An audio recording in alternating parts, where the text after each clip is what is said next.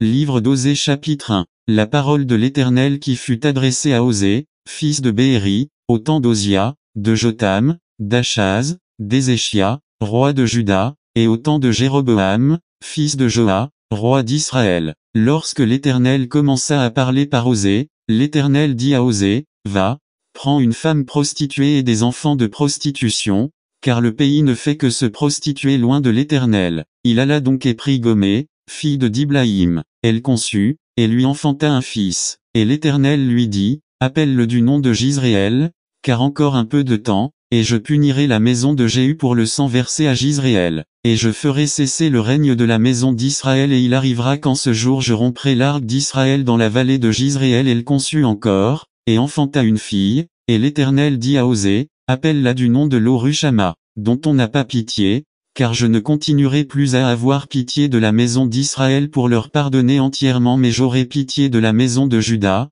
je les sauverai par l'Éternel leur Dieu, et je ne les sauverai ni par l'arc, ni par l'épée, ni par les combats, ni par les chevaux, ni par les cavaliers.